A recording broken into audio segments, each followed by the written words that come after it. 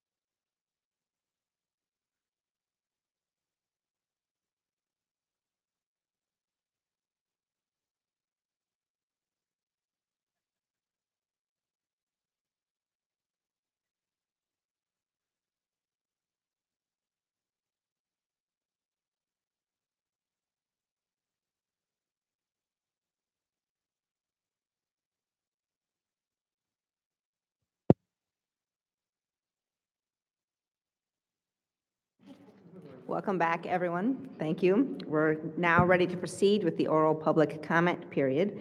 I'm going to give a few opening instructions, which have been provided, I believe, to each participant. First, please tailor your remarks to the topic of today's briefing, that being voting access and voting rights. Please state your name for the record. Please note that the U.S. Commission on Civil Rights has a policy not to defame or degrade or incriminate any person. Also, this comment period is a time for the commissioners to listen, not to engage in questions or discussion with presenters. We appreciate your testimony and are eager to hear it. We will not take your short time with questions or dialogue. You will have 3 minutes to speak, which will be measured by a timer. Please notice the box with the 3 lights.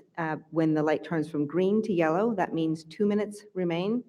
When the light turns red, you should conclude your statement, and if you do not conclude, I will cut you off in order to allow as many participants as possible to participate in this open comment period. If you have not finished or you would like to submit additional comments for us to review, we encourage you to do so by mailing written submissions to us or emailing us at the addresses provided on your information sheet. The due date for those submissions is Monday, March 19, 2018. While awaiting your turn, please sit in the numbered chair that corresponds with your ticket. And in order to reduce time between speakers, we ask that you move forward to the microphones before the speaker in front of you has finished, and the staff member will direct you when to come forward. If you need to step out briefly before it is your turn to speak, to use the restroom or otherwise, please let a staff person know so you do not lose your place in line. Sign interpreters will continue signing during the presentations, and if you need additional accommodation while speaking, please let us know. And if you have any questions, please ask a staff member. And with that, we will begin the open comment period. I invite the first. Oh, I'm sorry, Commissioner Degway. We would just like to thank all of you in advance for giving us your time and your willingness to share that time on this important topic. Thank you. And with that, we'll have the first commenter begin. Good evening. I'm Jay Delancey, president of a recently formed national group called Election Integrity Alliance and director of North Carolina's Voter Integrity Project. In 2012, we alerted election officials to 30,000 deceased voters still on our voter rolls. We also presented evidence of 147 people who voted in 2 or more states in the 2012 general election. Besides a paltry 3 felony prosecutions, the only reward election officials gave us for this groundbreaking research was to lock down the public data. This way, nobody could ever embarrass them like that again. On another occasion, we challenged more than 500 Wake County voters who were disqualified from jury duty after they told the courts they were not U.S. citizens. Besides the Brennan Center immediately calling us racist vote suppressors, the only reward we got from election officials was for them to deny our evidence and deny our challenges. This was even after the DMV had confirmed the accuracy of some of our cases. Then the courts intervened, or rather invented, new rules to prevent our further research in this area. Commissioners, we the people of North Carolina, we the people of flyover country here, want open and honest elections. But fraud-friendly federal election laws prevent it. The effect of VRA, NVRA, and Help America Vote Act is that enterprise-level vote fraud is easy to commit, it's hard to detect, and impossible to prosecute. We know this because we've seen it. Over the past 6 years, we've encountered dozens of very credible people who witnessed the kind of voter impersonation fraud that a state-issue photo ID would have prevented. You might even wonder, where are they tonight? But thanks to this commission's Byzantine speaker sign-up rules, many of our most powerful witnesses could not testify tonight. You see, they have jobs. They couldn't sit here all day. In fact, judging from the effect of your rules, these speaker rules seem to be written with surgical precision to suppress the voices of people who have jobs. As a result, you will hear from us, but you'll only hear from a few of us. So in closing, this commission owes an explanation to the people of North Carolina. Why did this commission design the public comment rules such that a person with a day job could not testify at a 6 p.m. hearing? We'll hear from the next speaker. On. My name is Ed Nail. I'm chairman of the Coalition of New Hampshire Taxpayers. Thanks for letting me pop in here today. Our taxpayer group normally deals with property taxes, right to know issues, things like that. But we had so many complaints about voter fraud. Please help us with this or that. And in 2000, we said, okay, we're going to red flag it. Bring in what you have. The very first thing we got was from a supervisor of the checklist in the town of Deerfield was 22 returned envelopes with the same address, 159 Bear Brook Road in Deerfield, which does not exist. So 22 people voted from Bear Brook Park, it's a state park, at a cabin that does not exist, on a road that doesn't exist. They all came in on a bus. I put their names on the internet and I got some responses, and I asked them why they voted in Deerfield and not where they're from, the other states and whatnot. And they said that's where the bus took us. So we took those. That was our very first object, and we've been tracking voter fraud and interstate voters in our state ever since. And since, as Jay mentioned, we have a lockdown on our documents. We have a statewide database. I can't get my hands on it. The addendums we used to get of same-day registrants, I can't get them. Voter registration card has almost nothing on it. But luckily for us, since we don't have statistics and we just focused on catching individuals, we have a report from the Attorney General's office and the Secretary of State that ran the November 8th database of same-day voters with out-of-state driver's licenses through their channels, and came up with 6,540 individuals on November 8 registered to vote using an out-of-state driver's license. On August 30th, 2017, only 1,014 of those individuals had gotten a driver's license or registered a vehicle. So we have about 6,000 people. That's just from people registered with an out-of-state driver's license. You don't need any identification to register to vote in New Hampshire. I know this, and we've been tracking this. I was contacted by a guy named James O'Keefe before our primary in 2016. We documented hours of voter fraud. You can review his tapes. What we need is, we cannot get prosecution. They won't even look at this stuff in New Hampshire, like the same with many other states.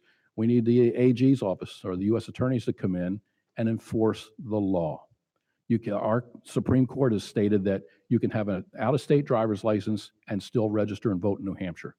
That sets up two classes of voters.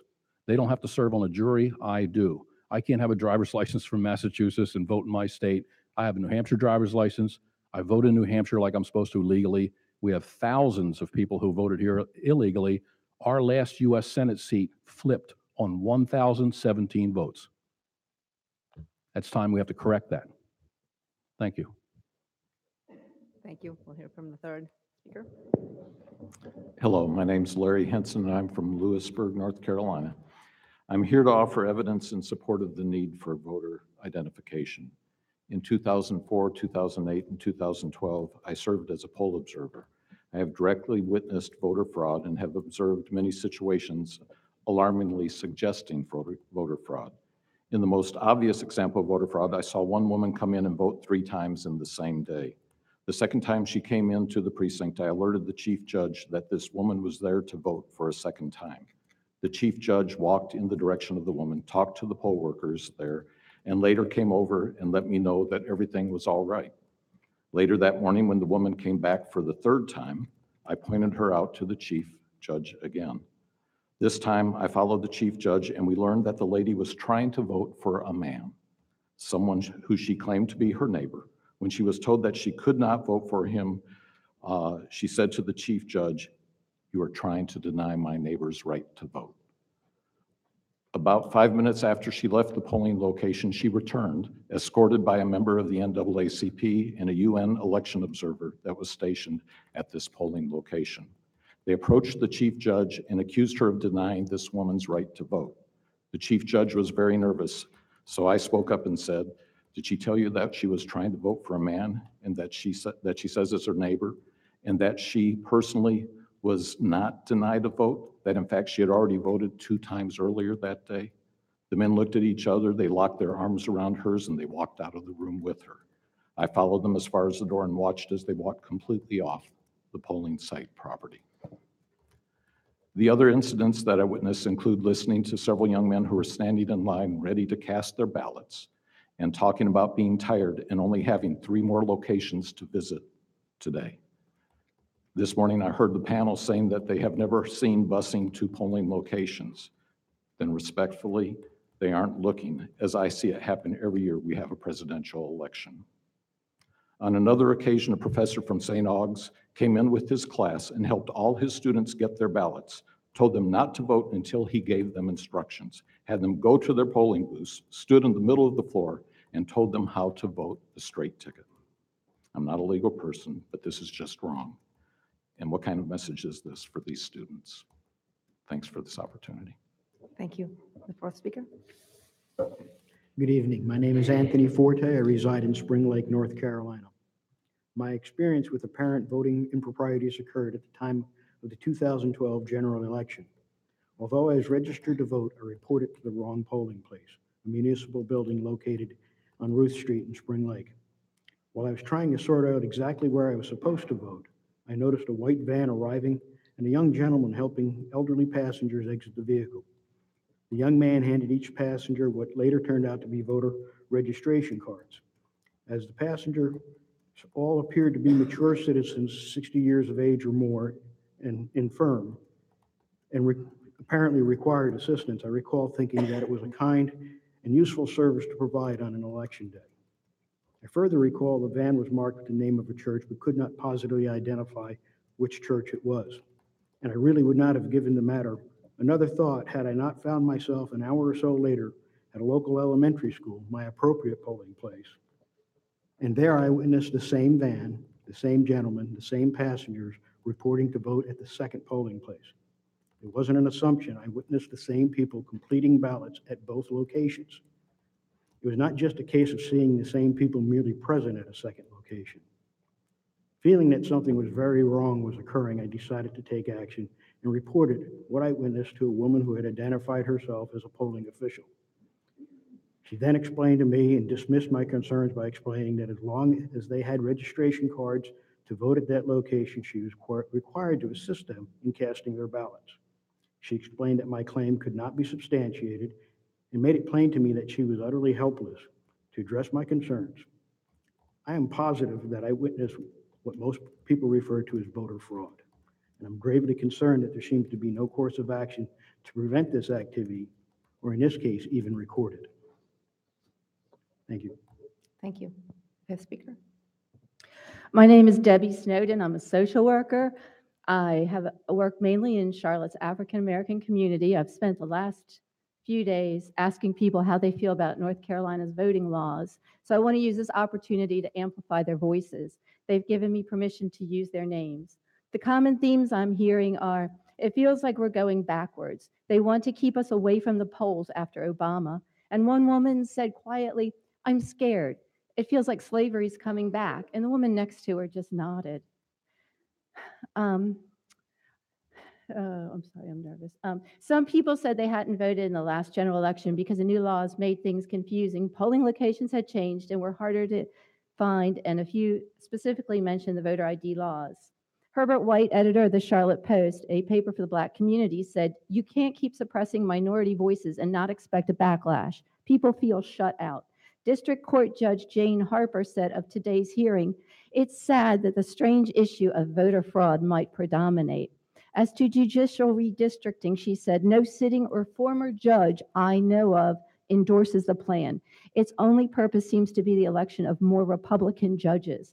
The president of Charlotte's Poor People Campaign, Jade Jackson, said, "Minorities and low-income folks feel these laws target them, that they don't have a voice. In my very conservative hometown of Denver, I heard something different. A man at my gym summed it up well.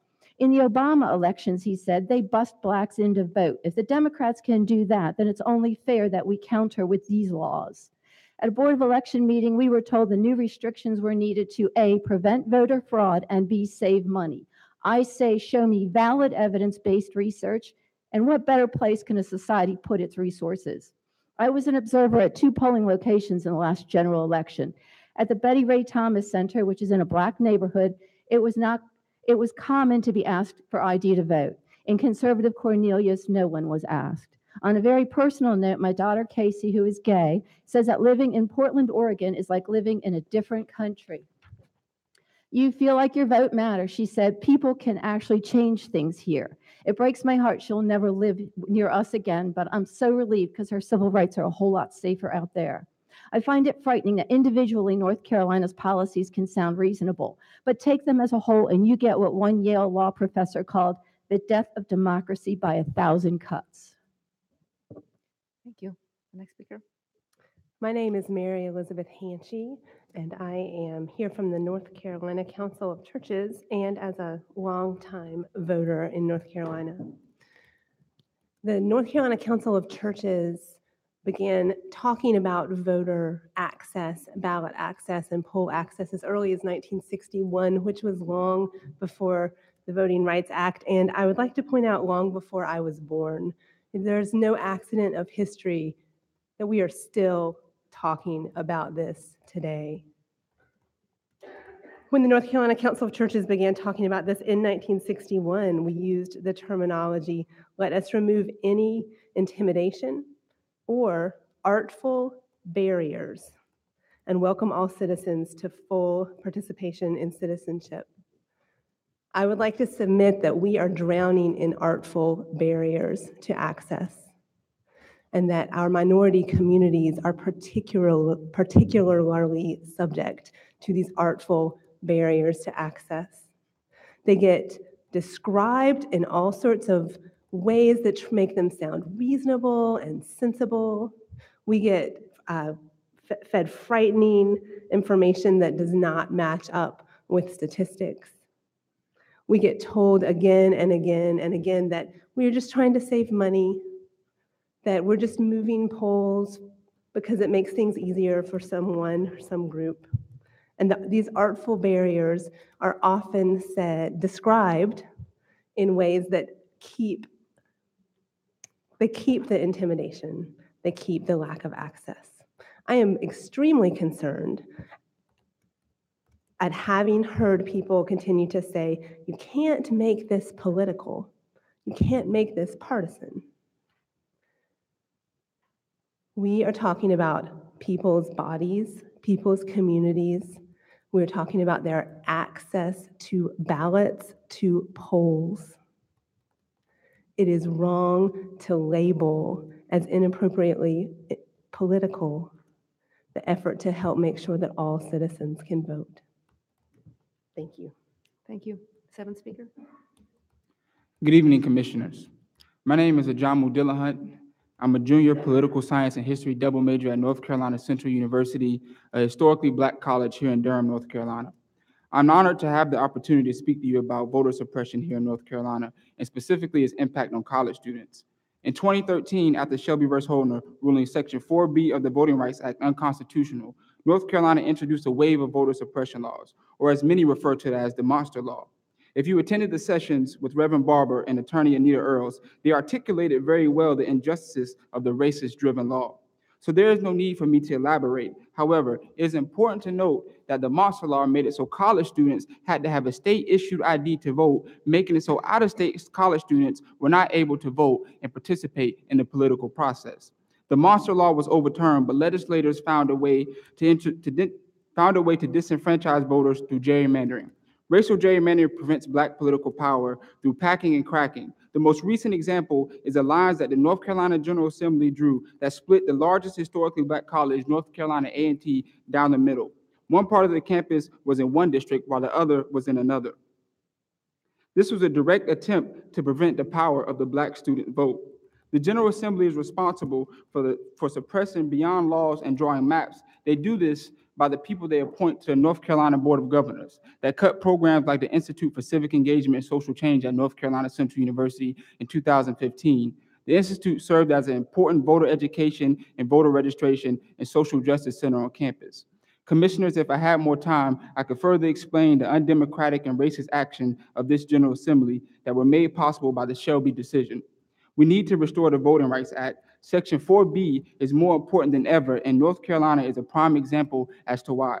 I repeat, Section 4B is more important than ever, and North Carolina is a prime example as to why. Thank you, and I leave you with a saying from the Black freedom struggle, forward ever, backward never. Thank you. The eighth speaker. Hi, I'm Barbara Miller. I'm from Duplin County. down in the eastern part of the state, Kenansville, North Carolina. And I came up here today because when I found out it was available, I had had issues in the past with trying to vote. I went to my local precinct to vote. It's been quite a few years ago, and when I went in to vote, the ballot had been marked all the way through. Somebody had picked their candidate and gone in and made sure that they were penciled so that everybody came in behind them knew who to vote for. In my county, if you're a conservative, you don't put a bumper sticker on your car. You don't put a sign in your front yard. Your neighbor won't speak to you for a year if you disagree with them. And that's certainly a case in a lot of neighborhoods, I think, these days. Most recently, the last presidential election, for years I had gone and done my early voting so that I felt like I wouldn't have any issues. Need to back up a minute. I called our county election office when I found the ballot and told them what I had found, and they literally laughed at me. And I said, I really don't think this is funny. He said, oh, I thought you were kidding. No. The last time I went to vote at my precinct, I went in, I had my driver's license in my hand, and I was told, oh, we don't need an ID. I said, okay, cool. Gave her my name, and she informed me I had already voted. I said, no, I'm pretty sure that I have not voted. And she said, I'm pretty sure that I have you as already voted. You know, and I said, okay, understand, I am not leaving here without casting a ballot. Your problem is who you let vote in my place. I understand, I hear the argument all the time about the issues of ID. I don't really know of many things, and somebody can tell me, bring me up to the speed here. What can you do today without an ID? Can you go to the doctor? Can you pick up a prescription? Can you go to the bank? Can you cash a check? There are places you can't even use a credit card. I love my country. I think we have the right to vote, but I think it's important that the vote be taken seriously. It's a privilege to vote. Research your candidates, vote with your heart, but who's voting? Thank you. Thank you. Ninth speaker. Good evening, Madam Chair and Commission members. My name is Jerry Reinl, Fayetteville, North Carolina. Voter fraud exists, voter fraud is nonpartisan, and voter fraud disenfranchises every American. I have extensive boots on the ground election experience.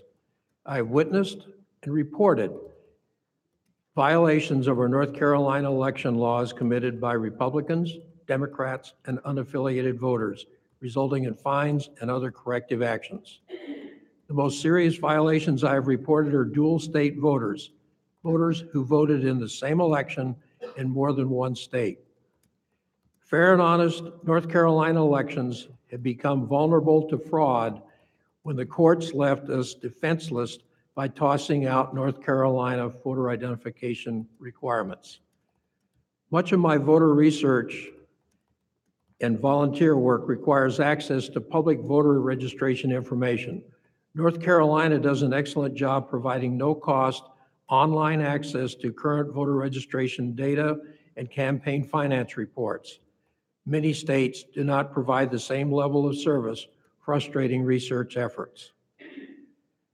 My recommendations to protect election integrity and the voting rights of every citizen are: 1, enact a national photo identification program such as the Freedom Card discussed by Mr. Fund on panel 3. 2, enact a national voter registration database with single no-cost point of entry access for all public voter registration information. Until then, require every state to provide no-cost online access to current public voter registration information. And finally, prosecute individuals who have voted more than one state during the same election in federal court. Every American has the right to vote, but with rights, citizens must also accept responsibility. We must enter voter fraud.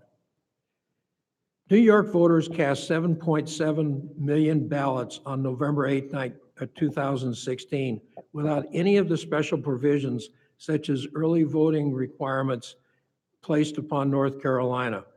North Carolinians cast 4.7 million ballots, which included almost 2 weeks of early voting.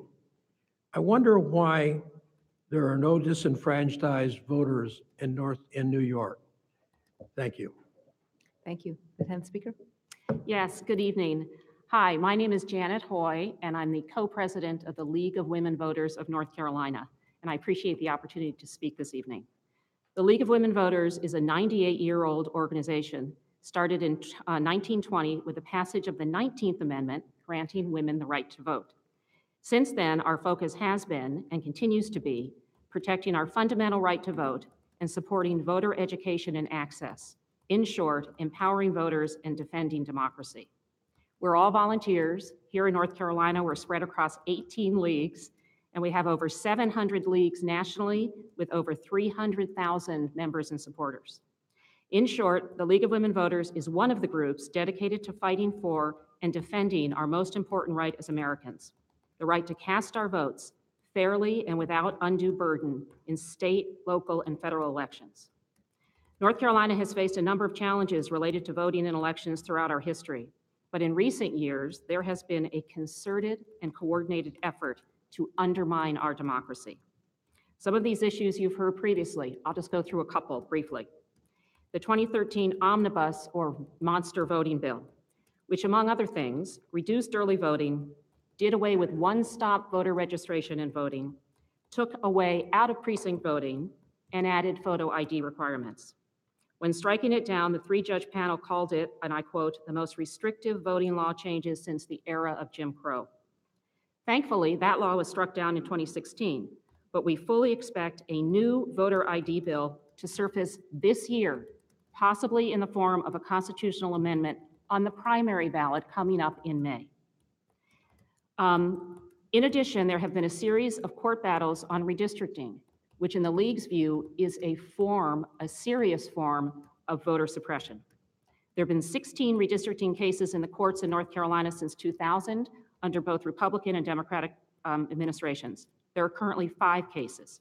Why is this important? In 2016, 30% of state legislative seats had no primary or general election opposition. 40%, almost half, had no opposition in the general election. So when people ask, why should I cast a vote here? I often wonder what the answer should be. I think we would all agree this is not the way a democracy works. So we've had unconstitutional elections in 2012, 2014, 2016, and now 2018. Elections held both primaries and general elections with unconstitutional maps. It is absolutely staggering. In short, the only way to frame this is that the very foundation of our democracy in North Carolina is at risk. Thank you. Our 11th speaker. Good evening. My name is Juliana Cabrales with Naleo Educational Fund. Naleo Educational Fund is the leading nonprofit, nonpartisan organization that facilitates full Latino participation in the American political process. Through our work, we have identified barriers that continue to impede Latino political participation.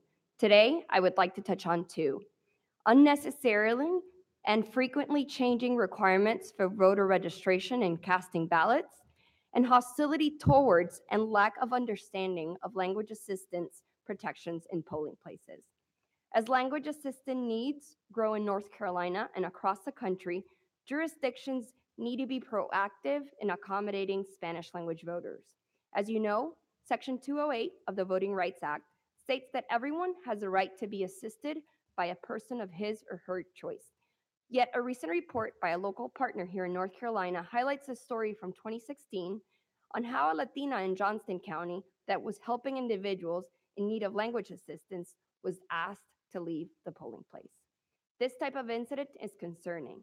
As the number of Puerto Ricans moving to the mainland increases, it is critical that election administration officials are aware of the protections under the Voting Rights Act. Section 4E, to ensure that Americans of Puerto Rican origin are able to cast informed ballots, regardless of their ability to speak English.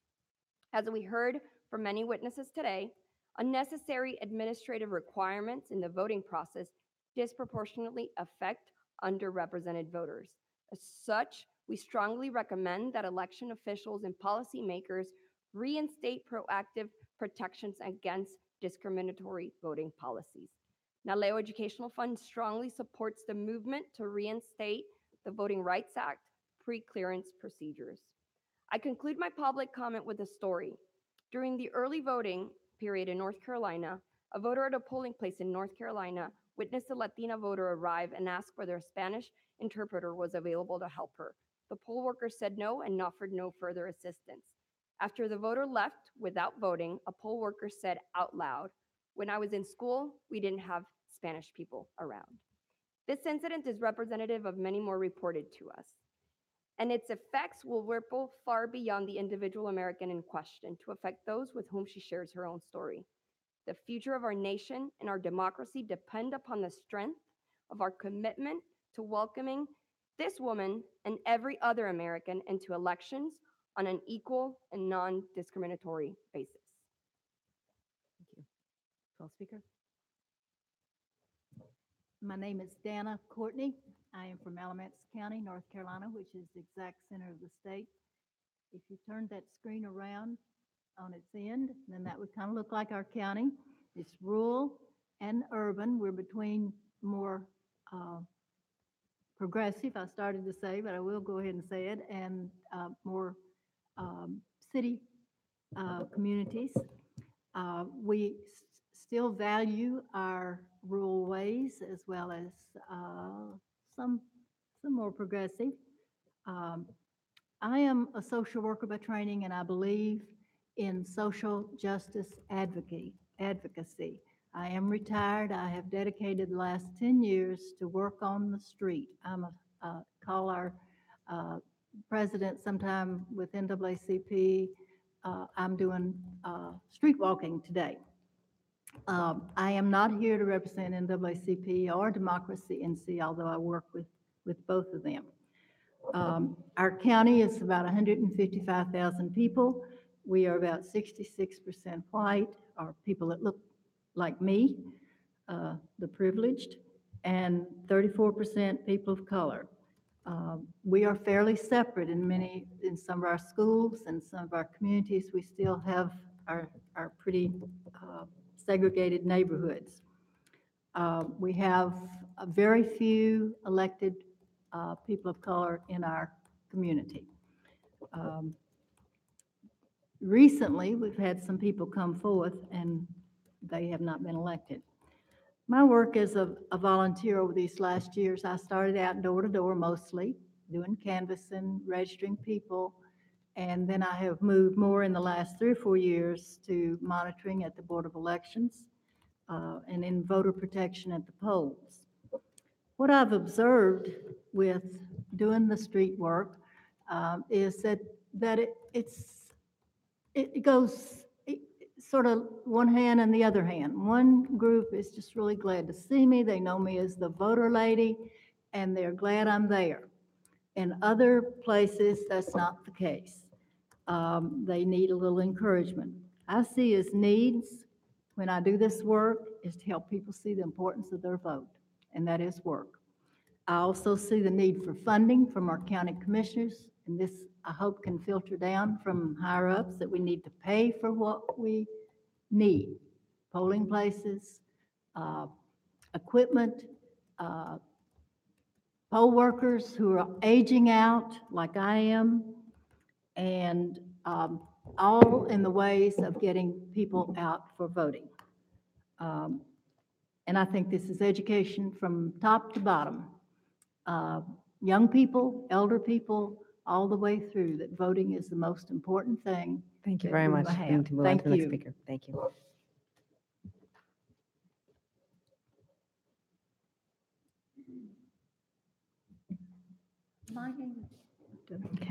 My name is Annie Butzner. I'm from Western North Carolina. I represent senior suffrage. I'm here to offer comment on General Statute 163, Section 3. During my remarks, I'm asking you to imagine yourself as a resident of a long-term healthcare facility of an adult care home, and you're wanting to vote. This statute, GS 163, was written in 2013 in order to comply with the request from the State Board of Elections for new healthcare voting laws. In a hurry, because the deadline was approaching, the rules that were inserted were the same rules as for voting in prison facilities. I was told by a member of the State Board of Elections that the intention was to change the rules. They were never changed. They went into effect in 2014, effectively denying access to the ballot of really hundreds of thousands of residents in North Carolina. Senior citizens are the largest segment, the fastest growing segment of our population.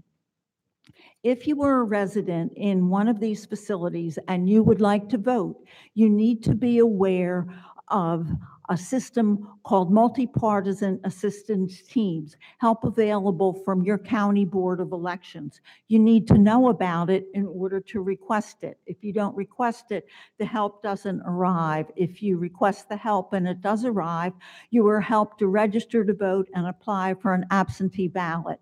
At that point, the team goes away. It does not come back to help you unless another request is made for help with the ballot. The workers are not authorized to carry the completed ballot back to the Board of Elections. Therefore, you are responsible for finding an approved family member to hand deliver it to the Board of Elections or to mail it yourself. If a neighbor or a friend helps you instead of the State Board of Elections or an approved family member, it is a felony charge in North Carolina. This is just fear-mongering to prevent the experts in healthcare, the patients and residents from voting. Thank you. Thank you. The 14th speaker. My name is Greg Flynn. I'm from here in Raleigh. Thanks for coming here today. I believe that democracy works better when more people participate. We should be finding more ways for people to vote instead of creating obstacles. I had to laugh at an earlier panelist today. If there is a grievance industry, it is a free market response to the demand created by prolific legislative acts, unjust and discriminatory, which after years of litigation and high expense have proven to be unconstitutional. Even here in Wake County, I was a plaintiff in a federal case challenging redistricting of county commission and board of election districts by the North Carolina General Assembly. Why we had to drive 160 miles to Richmond in another state to secure voting rights here is beyond me. The federal appeals court found a racial gerrymander. The county elections board was saddled with the cost of defending the case and the cost. And the Wake County taxpayers, including myself, paid for it, even though we were successful in the case. This was hundreds of thousands of dollars. The North Carolina General Assembly was not held accountable for its capricious, unjust, and discriminatory acts. This is why we need federal control. I know this local redistricting doesn't apply, but it's a good example because so it goes. The last 7 years have seen a constant assault on voting rights in the form of gerrymanders, restrictions on voter access, and indeed spurious challenges to legitimate voters. In 2016, there were false claims of felons voting and false claims of interstate double voting. People were falsely accused for the sole purpose of clouding election results. In North Carolina, photo ID, a hot topic, these proposals have gone far beyond the need to secure the vote and have elements that unnecessarily restrict voters. The name on my own driver license is not the name on my birth certificate, and the nationality on my birth certificate is not the same as my U.S. passport. I recently renewed my license also as a real ID. It required proof of citizenship, proof of social security number, and 2 proofs of address. It took several hours at DMV. I didn't have my social security card. I had to take more time to obtain a new one. but it worked out for me. My wife had a little more trouble. She needed a second proof of address. She didn't have it at the time, called me frantically. And the DMV office forgot to mention that her vehicle registration was a valid proof of address. But these are the kinds of things that happen to people randomly and that create obstacles to obtaining ID when a photo ID is a requirement for voting. I'm lucky I didn't live in Bertie County. That's a majority African-American county in eastern North Carolina, beset by storms, destroying people's personal documents, and the county is only served periodically by a mobile DMV for driver license. Thank you. Thank you very much. The 15th speaker. My name is Olinda. I think your mic's not on. Thank you. My name is Olinda Watkins. I am the president of NAACP branch in Moore County, North Carolina. I'm honored to speak today on the important issue of our sacred right to vote. Voters registration is a cowardly and racist attempt to divide and undermine our democracy in order to keep power in the hands of the few. Here in North Carolina, we have seen how voter suppression has led to the elections of an unaccountable supermajority that has waged war on the poor and working people. In work with my local branch and the state NAACP conference to encourage and enable voters to cast their ballot, I have assisted scores of voters who have been met with voter suppression barriers when they attempted to cast a vote. I know the deep sadness and anger that have resulted when voters' voices are blocked by voter suppression. Because of my limited time, I will share just one voter suppression story out of the many.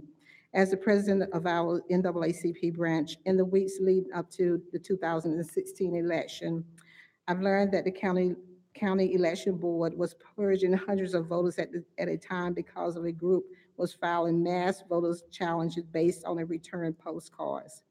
These removals reminded us of the past examples from North Carolina's recent history when candidates use a racist tactic called voter caging to target and intimidate voters of color from voting.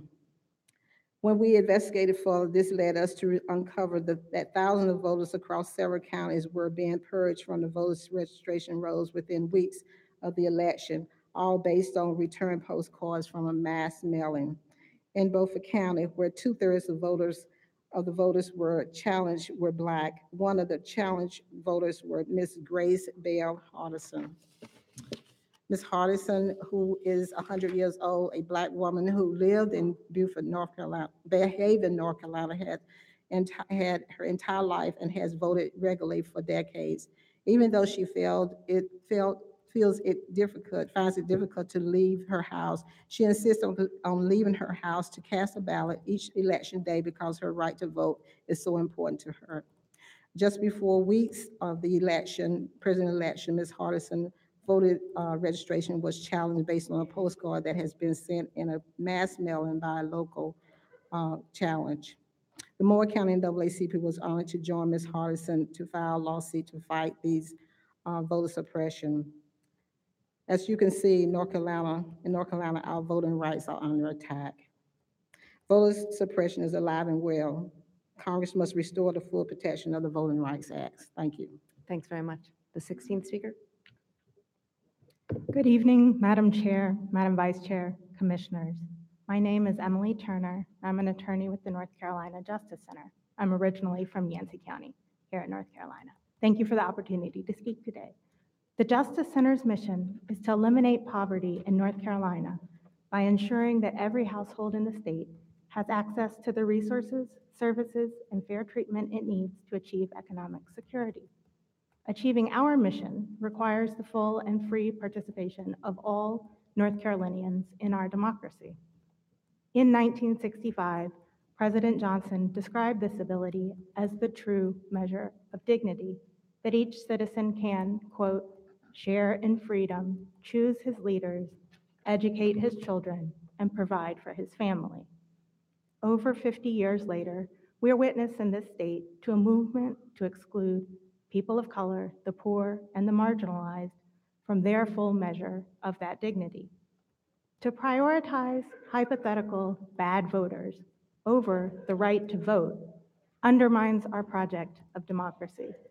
If we accept a framework where voters are the problem, we obscure the real threat to the integrity of our elections: systematic targeting of marginalized communities to prevent their full exercise of the franchise. Recently, our state has seen a comprehensive attack on the voting power of certain communities and a wholesale disrespect for the integrity of our democracy and the separation of powers. When it struck down the so-called monster voting law, the Fourth Circuit Court of Appeals described the law as animated by, quote, a concern that African Americans had too much access to the franchise. That toxic idea that there is too much access to the franchise is reflected in a myriad of regressive policies here in our state: reductions to early voting hours, unconstitutional attempts to purge voter rolls, and the elimination of mandatory high school voter registration drives, to name just a few.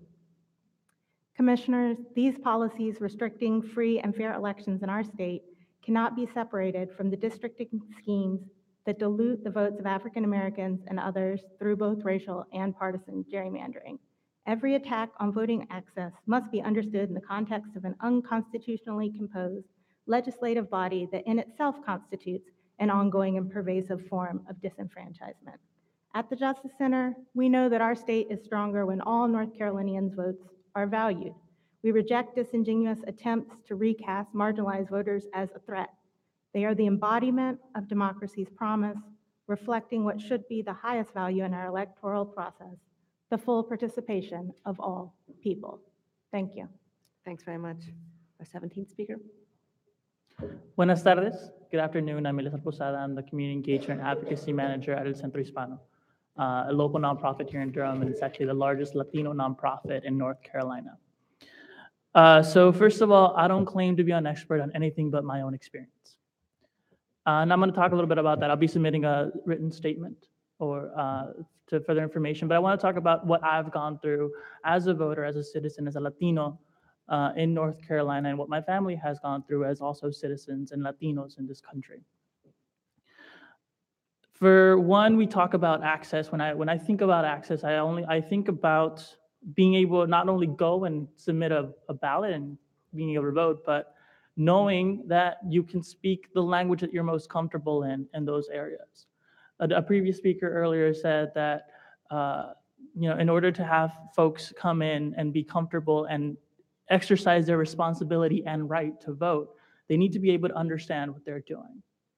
Our folks need to be able to go in and say, if I speak Spanish, there's going to be someone there who's going to be speaking Spanish or whatever language it is that I speak, so that I can understand what I'm doing, so that I can have help when I need to understand it. My grandmother, a citizen of this United States, for her entire life lived in a predominantly Spanish-speaking community, and she was unaware that because of her broken English, or because of her broken English, she was unaware that she can go into a voting place and ask for someone to help her in Spanish, living in South Texas. And if you've known South Texas, the official language is Spanglish. So it's dear to me when we talk about language and access, to ensure that before we talk about these other things that North Carolina is doing to suppress the vote, we talk about ensuring that my community is able to understand that they have a right to vote.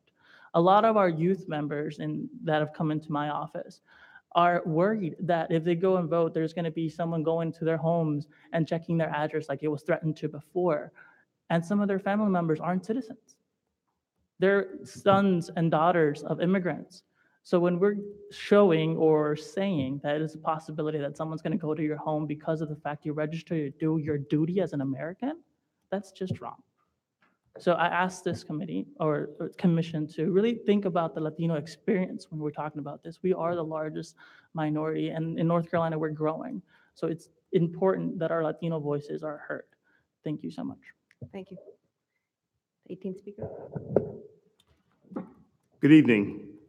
My name is Wayne Bostic. I would like to thank the United States Civil Rights Commission for hosting this event in my home state of North Carolina, also for giving me the opportunity to speak. I am here today to not necessarily represent any one social justice organization, although I am the vice president of the North Carolina A. Philip Randolph Institute. But more importantly, as an American citizen, a veteran, and registered voter, who happens to have a dark complexion. Access to our elections shouldn't be made inaccessible to an American citizen simply because the complexion of their skin is dark, having different spiritual beliefs or ideology. The whole assumption of truth behind a democratic society with America is supposed to be our differences. I have registered thousands of people to vote since becoming a social justice advocate. I consider it a labor of love. We who have a darker complexion in America have always asked America to live up to its creed. The creed written and won by William Tyler Page as an entry into a patriotic contest, then voted as a resolution by the United States House of Representatives on April 3rd, 1918. To refresh everyone's memory, the 5 core pillars of that creed are liberty, the state of being free within society from oppressive restrictions imposed by authority on one's life, behavior, or political views. 2, egalitarianism, believing in the principle that all people are equal and deserve equal rights and opportunities. 3, individualism, a social theory favoring freedom of action for individuals over collective or state control. Populism, support of the concerns of ordinary people. 5, laissez-faire, a policy or attitude of letting things take their own course without interfering. Voting is an indication of choice, opinion, or will. This democratic process is at risk of being undermined in our society, especially for Americans who look like me. 2016 voter fraud, 00002. Now, in order to not be sued for plagiarism, my reference sources are dictionary.com, Merriam-Webster Online, and Wikipedia.org. Thank you for the time. Thank you very much. The 19th speaker. Thank you all for allowing me this opportunity to address the commission this evening. My name is Tyler Swanson. I am a proud North Carolinian. And I remember sitting as a college student and a leader with the North Carolina NAACP Youth and College Division in the gallery of the North Carolina General Assembly as they debated the monster voter suppression law, also known as House Bill 589, that you've heard so much about today. I sat along with dozens of other college students, all of us with our mouths taped shut, to symbolize our protest over the General Assembly's attempts to silence our votes, by which they were doing by implementing this law. Unlike other young folks our age who were free to focus on college exams at the end of the semester, we were gathered in silent protest on the balcony that day, driven by fear that the North Carolina General Assembly would act to suppress our votes just as we were coming to age to use our vote. The floor debate that led to the passage of House Bill 589 with numerous racially discriminatory voter suppression provisions, including voter ID requirements, reducing 1 week of early voting, eliminating 16 and 17-year-olds from pre-registering, as well as eliminating same-day voter registration.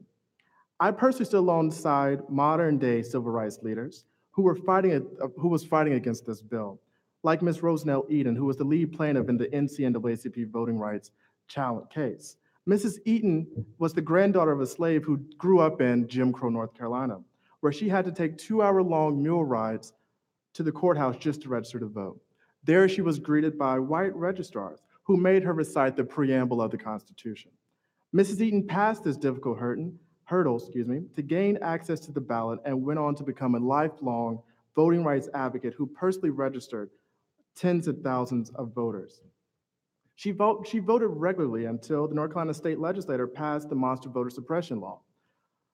For Mrs. Eaton, her name did not match, her voter registration card did not match the name on her driver's license. So in her 90s, she made 11 trips to different state agencies, the DMV, Social Security, and many different banks over the course of months to try to obtain the necessary ID.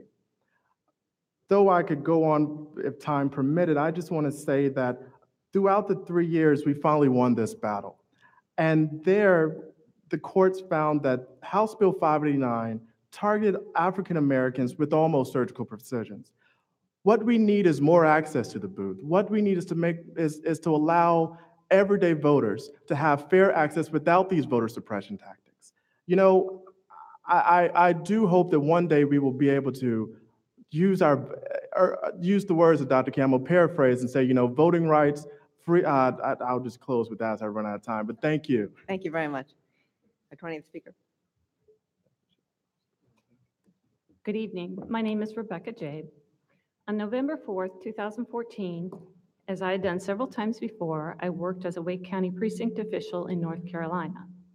That day, I was stunned to see a woman turning in a ballot who I had helped cast a provisional ballot earlier that day. I told my chief judge. She asked me if I was sure. The young woman was wearing the same clothes and distinctive glasses, and I had sat and talked with her for quite a while going through paperwork, so I said I was almost 100% positive. The chief judge ran after her and asked her if she was the name she had given for the provisional ballot. The woman said no, that her name was what she had just used to vote. Then she pointed to another woman and said that was the sister of the name that she had used to cast the provisional ballot. I would never want to make a false accusation. So after the election, I looked online to find more information and pictures for both names that the woman had given. This confirmed that the name of the woman I saw was the original name she gave when she came in the first time. She came back later with her sister and voted under another name of a woman that I had never seen. My chief judge requested for us to meet with someone from the Board of Elections to discuss the incident. Over 2 weeks passed and they did not respond. It wasn't until someone else asked the board about it for me that the board director finally answered. She was very irritated that I had followed up on the matter and said that they looked at the signatures and they were a match. I was never shown the signatures, but I was to accept that what I had seen with my own eyes hadn't happened because someone said they looked like the signatures of the proper people. I had always been given excellent job performance feedback, but I was never called to work again. On several occasions, I tried following up with people about it, but nobody would even answer me.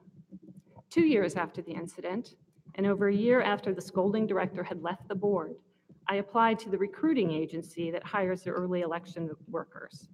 They were extremely positive and told me that the board would be contacting me to schedule working. The board never contacted me. I had been officially blackballed. Naively, I thought the board would be interested in preventing voter fraud, but I discovered that instead, they were more interested in punishing a faithful worker that had the audacity to report and follow up on it.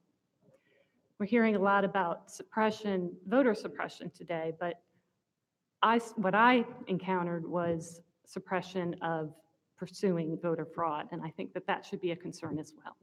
Thank you. Thank you. Our 21st speaker. My name is Emily Bourgeois. I had the privilege of serving as a poll observer in the precinct, Mecklenburg County Precinct number 56 in the 2008 election. Upon immediately arriving, my experience was something like hers. There was a level of hostility and intimidation against the poll observers that I think anybody on your commission would not applaud. Some of it was quite petty. Other was rude and simply bullying us. But nonetheless, we did what we could to serve according to what we had been trained to do. And there were a number of irregularities during the day. We filed a report, here with you in the basket out front. But one of them, for example, that was of concern involved a catatonic woman that was brought in a wheelchair. She was unable to speak, open her eyes, or even lift her head up. And yet she was rolled into the voting booth, and the person that pushed her into the booth did all the voting for her. And in reference to Section 208 of the Voting Rights Act, how can it possibly be that that's considered kind or fair or appropriate? We called the attorney, but by the time he got there, the voter was gone and he was unable to reconcile this with the judge. But in the bottom line is that it's not about whether someone was rude or ugly to poll observers or the intimidation. The bottom line is the numbers, and they simply didn't add up that day. There were 497 votes cast after the machines were tallied. And however, the voter authorization slips didn't match the machine count. as you all know, there should be one card for each vote. And these completed slips are designed to verify that each voter is a bona fide and registered voter in that precinct. The BOE is very clear with judges that all of these VA slips must be accounted for and in numerical order at the end of the day. These were not. Our count was that out of 497 votes cast, there were 57 missing slips. There were 20 slips that were incomplete and that they didn't have their stickers on the back. And there were only 440 slips that were actually complete and compliant. Therefore, in our precinct 56, 15% of the votes did not meet the BOE standards. And that 15% is clearly enough to throw an election. And yet when we complained, we even formed a committee with Jim Martin and some other people, we were unable to get anywhere. That, I agree with the previous speaker, is another form of suppression. And I'm not saying there isn't suppression in both directions, but we deserve as Americans an accurate voting system. Thank you. Thank you. The 22nd speaker. Good evening, Madam Chair, Madam Vice Chair, and esteemed members of the Commission. I am Christy Talley from Raleigh, North Carolina, and I present today from the perspective as a former member of a county board of elections. I served as an elections official here in this area during what I consider the tumultuous season of the general elections of 2012. During my time of service as a member of the local board, it was clear to me that there were plans underway to restrict access to the polls, including limiting voting hours and what appeared to me as intentional discrimination against voters of color. Much of the testimony presented today brought back flashbacks of my experiences serving on the local board. During the earlier testimonies, there were several mentions of the limiting of access for early voting. Well, I'd like to share a brief example during my time of service related to the issue of limiting early voting. Based on voter registrations, there was an increase of voters in our county from the 2008 general election to the 2012 general election. But despite this, there was an initial plan to provide fewer early voting sites, times, days for 2012, to the extent that at the local election table among my colleagues, we could not come to agreement on the early voting site selections.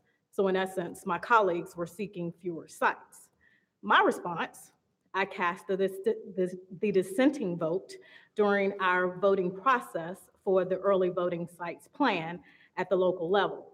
The next steps, I had to plead the case as the lone member of our particular county board to the state board of elections. Thankfully, at that time, through the majority vote of the state board, our county gained more access for voting and could expand access to voting for our county. The state board of elections added a site, hours, and days for our 2012 election. I share this as only one example of many which were present to limit voter access during my time of service at the local level and which required taking many extra steps to expand access. Based on my personal experiences as a local board of elections member, I am convinced of the importance of decision-making processes to protect the vote as the cornerstone of our democracy. Thank you. Thank you. The 23rd speaker. Good evening. My name is Heather On Redding, and I am here from Hillsborough as a community member and former criminal justice educator. I came to speak about the disenfranchisement of North Carolinians who, because of their involvement in the criminal justice system, are denied access to the ballot box. In order to have an honest discussion about minority voter rights, we need to acknowledge how people of color are disproportionately affected by our criminal justice system and the civil death that follows the felony conviction. Felony disenfranchisement laws exist in 48 states plus DC.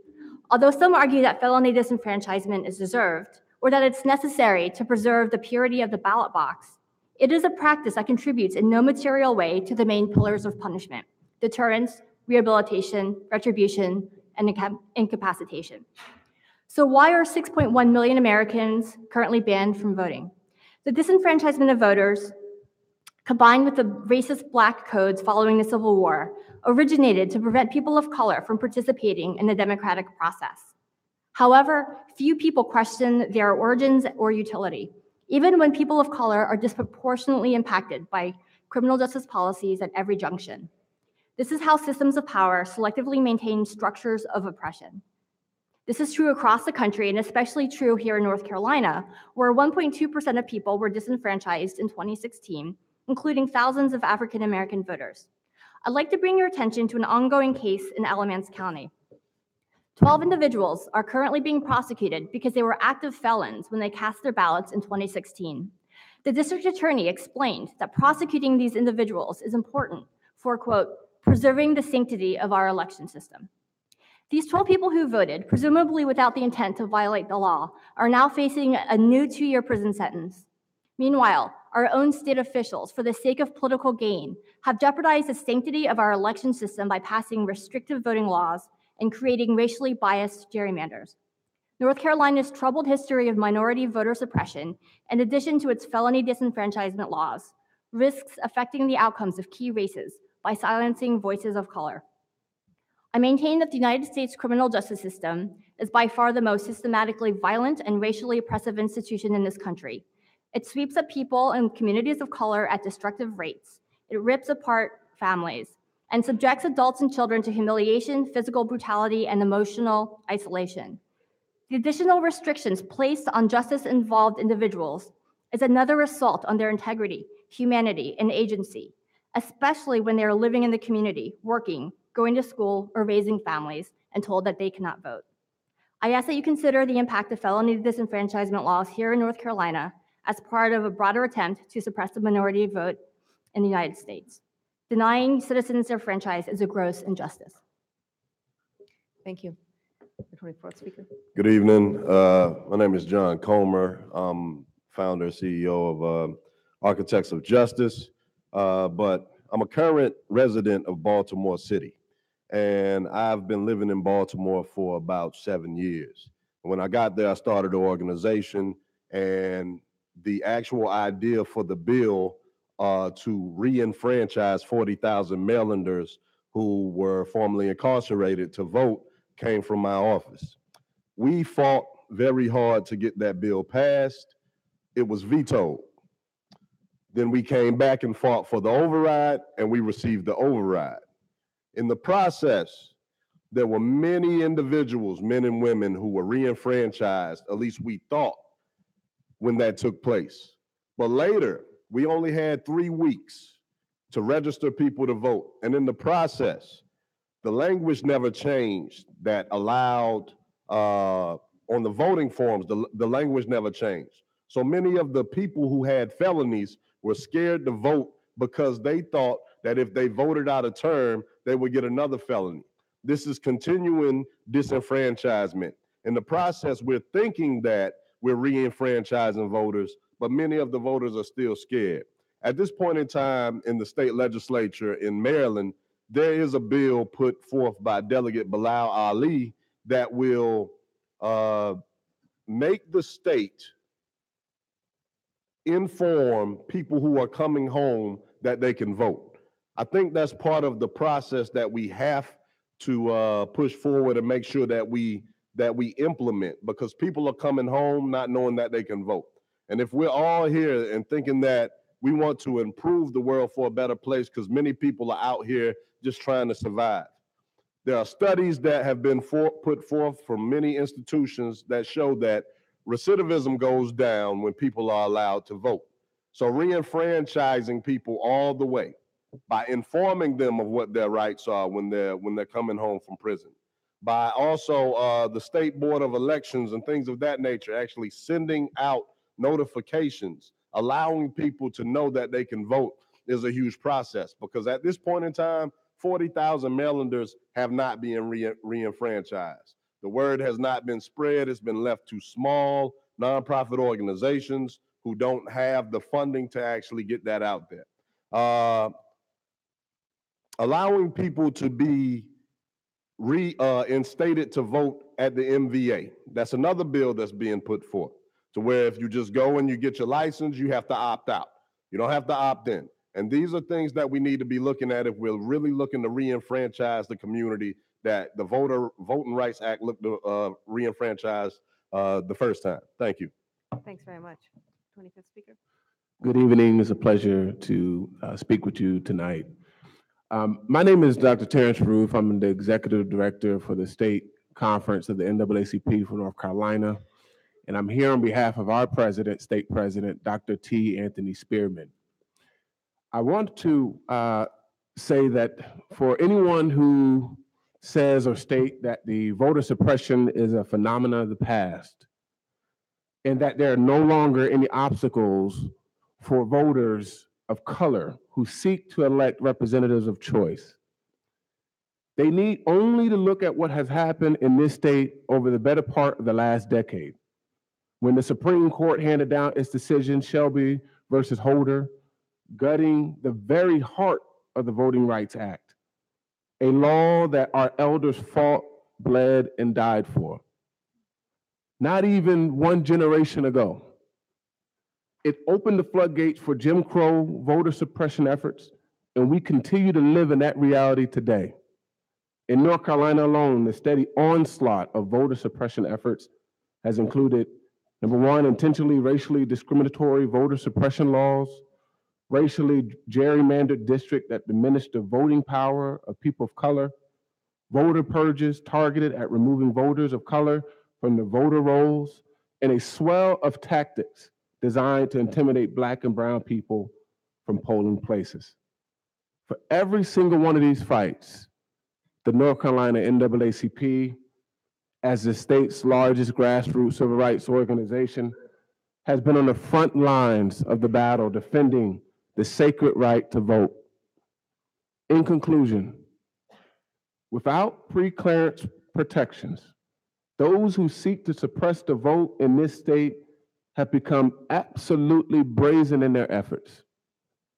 In every election cycle, we live the ongoing legacy of voter suppression and Jim Crow. This is a tremendous burden on us, on our branches, and on the people of North Carolina, particularly people of color. This is why we need the full protections of the Voting Rights Act and why Congress must act now. My hope is that we move forward together and not one step back. Thank you. 26th speaker. My name is Reverend Dr. Fatima Saleh.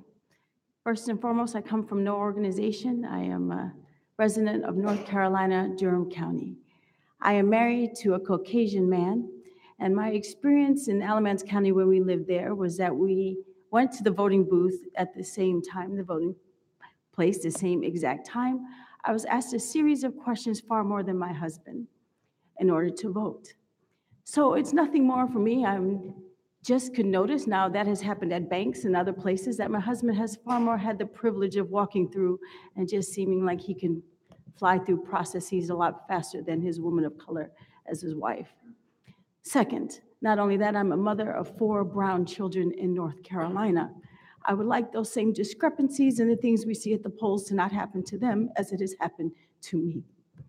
I am also the daughter of a formerly incarcerated man who has a felon on his record. It is important to me. My father has never voted since coming out of prison.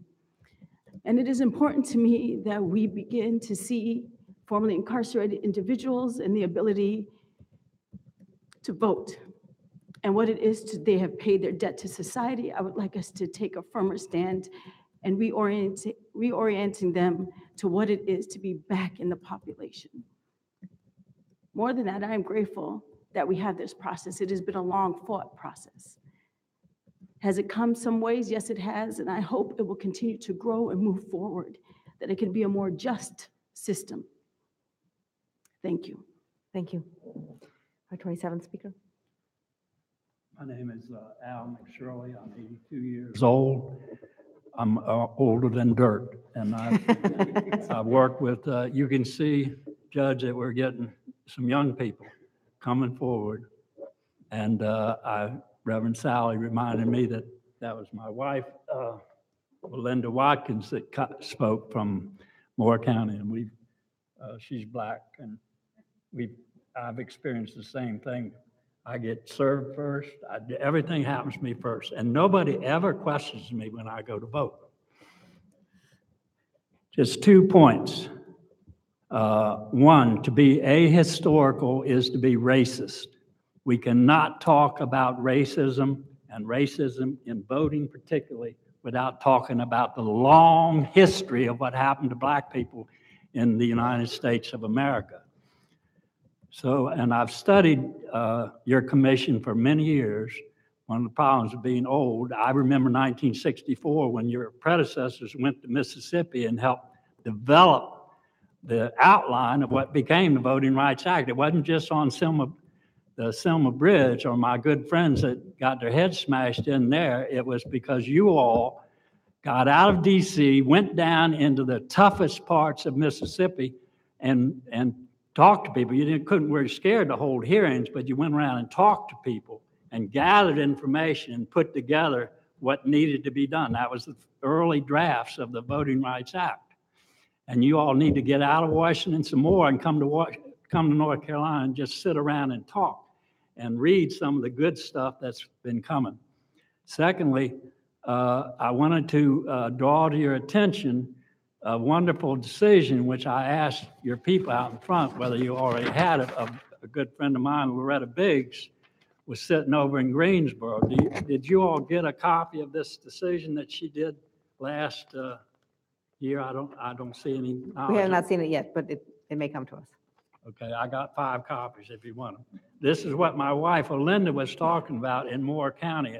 Judge, as you know, it was in Cumberland County, Moore County, and Beaufort County, out by the coast, where these same clowns that are in here taking our pictures, and we're sitting over here from the VIP, they call it the Voter Integrity Project or something, Voter Integrity Project, sent out postcards to what I think Judge Biggs found. It's all in here. I don't want to waste my 17 seconds talking about it. But I do want to suggest that you spend more time, instead of taking pictures and showing these things, get out and take some pictures of what the Voter Integrity Project is doing as they go into the polls and harass people and check people. Thank you. 28th speaker.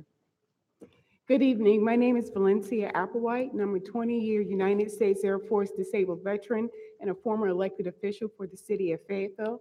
And I'm also one of the many plaintiffs in Covington v. North Carolina, a federal challenge to North Carolina's 2011 redistricting plan. I thought that our challenge to the racially discriminatory redistricting plan was going to be resolved shortly after a federal 3-judge panel found that 28 state legislative districts in that plan were unconstitutionally racially gerrymandered.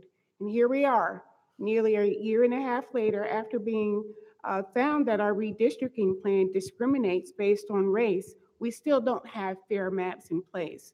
The remedy that the legislature came up with clearly did not resolve the racial discrimination and went well beyond what they were allowed to do.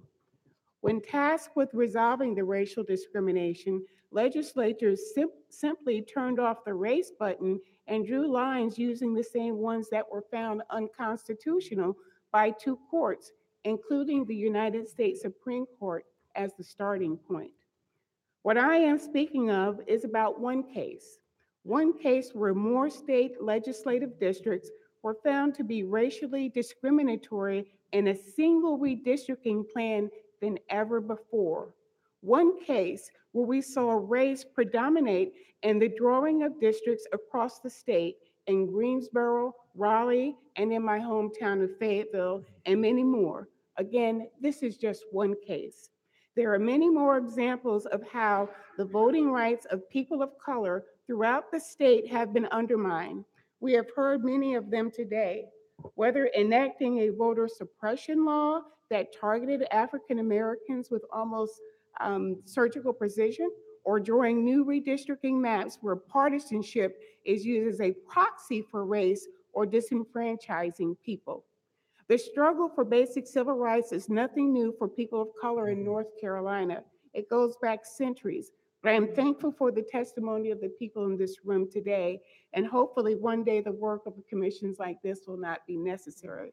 But unfortunately, that is not today. We need help in securing our basic civil rights, and I hope that we can count on you to hear our call. Thank you. Thank you. 29th speaker. Good evening. My name is Becky Gray. I'm with the John Locke Foundation, a free market, limited government, state-based think tank here in Raleigh. The recent contest for control of the Virginia House of Delegates is an illustration that every vote does matter. Virginia Democrats did very well in November. Their net gain of 15 GOP-held seats put them just one seat away from a tie and a likely power-sharing deal in the Virginia House. That seat might have been won by Democrat Shelley Simons. However, after the election night tally showed her just 10 votes behind the incumbent Republican David Yancey, Simmons sought a recount. It put her ahead by a single ballot. Republicans then successfully challenged that ballot in court, and the resulting tie was settled by drawing a name out of a bowl. Yancey got the luck of the draw. And tied elections aren't unknown in North Carolina. Tied municipal races in Allegheny County, Sampson County, and Mecklenburg County have recently been resolved by chance. If we broaden that category just a little bit to include races settled by dozens or hundreds of votes, there are many more cases across North Carolina in municipal, county, and even legislative races. For that matter, who can forget the 2000 Florida recounts? A few hundred ballots separated George W. Bush and Al Gore in a state with enough electoral votes to sway the presidential race. Complaints about hanging chads, butterfly ballots weren't the only relevant controversies.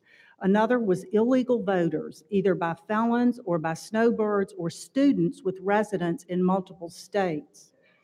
Over the years, North Carolina has implemented a number of policies to deter illegal voting. Still, after 2016, the State Board of Elections conducted an audit that found that 508 votes cast should not have been counted. There were felons, there were 41 substantiated cases of votes by non-citizens, double voting, impersonation, fraud. Now, some activists claimed that this post-election audit proved that additional measures to ensure election integrity were unneeded, but they were wrong. Impersonation fraud, for example, is likely done most of the time by people voting on behalf of their relatives. What about voting on behalf of shut-ins, relatives with mental disabilities? Residency fraud also merits more attention and could be policed in part by voter ID requirements. So in the end, a productive response to all of this would be for Republicans and Democrats to work together to implement a low-cost insurance policy against fraudulent electoral outcomes. Voter ID, stricter rules for absentee voters, voting, greater oversight of in-person voting are good ideas worthy of consideration to ensure the integrity of our elections. Thank you. Thank you. 30th speaker. Good evening. My name is Cheryl Stallings, and I am a psychologist who lives and works here in Wake County. Thank you all for being here and for the important work that you're doing. As a native of this state, I am very concerned about the state of voting rights in North Carolina. I feel our democracy is under assault. In references to draining the swamp, I feel like we have our own swamp right here in North Carolina that is full of racial and partisan gerrymanders. And this swamp needs to be drained with significant reform. According to the North Carolina League of Women Voters, there have been 16 legal challenges since 2000 regarding concerns of biased voting maps and districts in our state. There are about an even number of registered Democrats, Republicans, and unaffiliated voters in this state, yet the Republican Party has supermajorities in both chambers of our General Assembly. This state legislature enacted a massive voter ID law that was intended to disenfranchise the minority vote in this state. And a federal appeals court struck it down, saying that it targeted African Americans with almost surgical precision. The Supreme Court has also struck down 2 of our state's congressional districts on the grounds that they were impermissible racial gerrymanders. I believe that gerrymandering is toxic to our democracy. And more concerning is the impact that this unconstitutionally elected General Assembly has on public policy in the Commonwealth of North Carolina.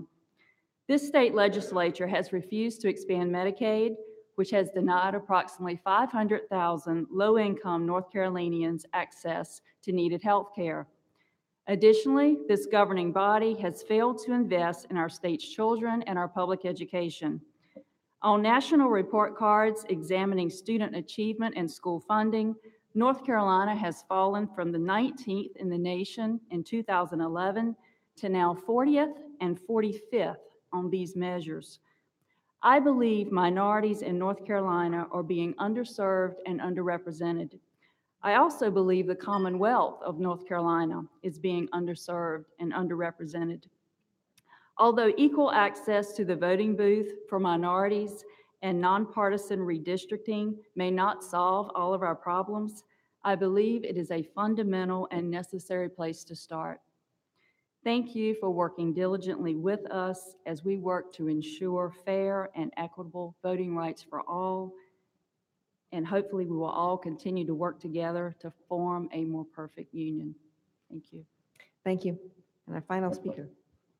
Last but not least, my name is Kate Feldman, and I'm with a grassroots organization based in Durham called the People's Alliance. And I have been working in elections in North Carolina since 2008. In 2013, when House Bill 589 passed and radically changed our voting laws, I knew just how confused voters would be. I set out to work solely on helping voters understand how, when, where to vote, and what the current requirements were to vote. Since then, I have facilitated over 250,000 one-on-one conversations with voters of North Carolina, and these conversations are heartbreaking. It is downright shameful how understandably confused, frustrated, and angry North Carolina voters are by the changing rules aimed at making voting harder and unconstitutionally racially gerrymandering their districts. I'd like to tell you about some of these conversations. Every day, we talk to eligible voters that tell us that they can't vote. One reason they say is that because of confusion over photo ID laws. They say, I can't vote, I don't have an ID, or my ID isn't up to date with my current address, so I can't vote. We have to dismantle their confusion on the status of these rules. We also encounter voters every day who believe that they can't vote due to a prior felony conviction. In 2016, we registered hundreds of voters who were eligible but confused about this. I registered a 20-year-old kid who thought that he'd never be able to vote again. I registered a 60-year-old woman who hadn't voted in about 30 years. We also run into voters who believe that they are registered to vote. They think that they registered online, but there is no online voter registration in the state of North Carolina. Unless you print it, stamp it, and mail it, you're not registered. We also encountered thousands of voters who believe that they registered at the DMV in 2016, but the DMV was failing to process the forms. The mass public confusion over voting laws and maps in North Carolina and the lack of automatic voter registration of eligible citizens disenfranchises thousands and thousands of voters. Not only were these laws found unconstitutional, they are un-American because they infringe upon our most basic civil right. I really thank you for being here. We need you to hear our testimony. We need your help. We need automatic voter registration in every state. We need universal restoration of rights for former felons. And we need strict oversight on the drawing of our voting maps and the making of our voting rolls. We need to make rules simple and understandable. We only need rules that are aimed at securing our elections while ensuring we are assisting and facilitating voter access for all eligible voters. People wonder why there is such low voter turnout in our democracy. After doing this work, I can tell you it is because the rules are designed to discourage participation and to disenfranchise voters. Thank you for being here and hearing our call for help. Thank you very much for your testimony, and thanks to all who participated today. This brings us to the end of our briefing. I thank all of our panelists, all of our public participants. Today has been tremendously informative. And on behalf of the entire commission, I thank all who presented for sharing your time, expertise, and experience with us. As I mentioned earlier, the record for this briefing shall remain open until Monday, March 19, 2018. Panelists or members of the public who would like to submit materials for commission consideration, which we welcome, may mail them to the U.S. Commission on Civil Rights, Office of Civil Rights Evaluation, 1331 Pennsylvania Avenue Northwest, Suite 1150, Washington, D.C. 20425, or email them to votingrights@usccr.gov. I ask that our attendees move any continuing conversations outside of the ballroom so our staff and the hotel staff can complete logistics necessary to close out. And if there's nothing further, I hereby adjourn the briefing at 7:29 p.m. Eastern Time. Thank you.